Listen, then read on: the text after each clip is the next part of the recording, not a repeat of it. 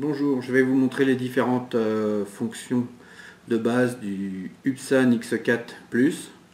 Donc là vous avez la version avec caméra, donc c'est le Upsan X4 Cam Plus. Alors il est vendu sans la carte micro SD, que vous achèterez à part. Elle se glisse en dessous.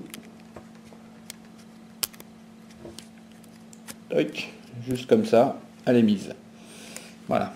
Bon, alors pour démarrer un multirotor, il faut toujours démarrer en premier la radiocommande, puis le drone. Alors, sur le côté, il y a un petit bouton. On appuie dessus pendant 2 secondes. Ça va clignoter. Quand ça s'arrête de clignoter, le drone est appairé. Alors, toujours le mettre sur une surface plane, donc très horizontale, pour éviter qu'il s'initialise mal et qu'il vole de travers. Alors là, il est prêt à voler. Si vous bougez les sticks, il ne va pas décoller parce qu'ils ont mis une petite sécurité sur Upsan. Maintenant, il faut mettre les 2 sticks en bas dans les côtés opposés, c'est-à-dire celui de droite en bas à droite, celui de gauche en bas à gauche, pour allumer ou pour désactiver les moteurs. Je vous montre. Comme ça, il tourne, mais il ne décolle pas puisqu'il y a le mode attitude qui permet juste d'armer les moteurs.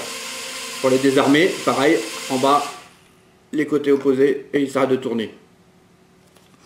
Alors, pour déclencher une photo ou une vidéo, ça se passe directement à partir de la radiocommande. Vous avez 2 boutons. Si vous appuyez sur celui-ci, vous entendez, ça fait un bip, ça enregistre, et regardez derrière, les 2 LED clignotent pour vous montrer que vous êtes en mode vidéo.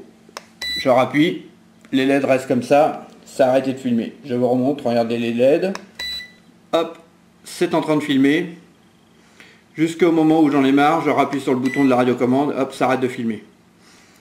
Pour le mode photo, c'est le bouton opposé, le bouton de gauche. On appuie, ça fera des petits bips. 2 petits bips, ça veut dire que ça prend une photo.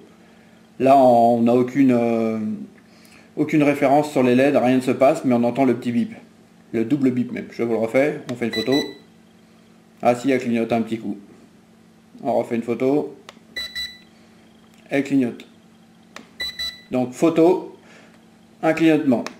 Vidéo, ça fait un coup droite, un coup gauche, un coup droite, un coup de gauche jusqu'à ce qu'on l'arrête. Une autre pression, on éteint à nouveau.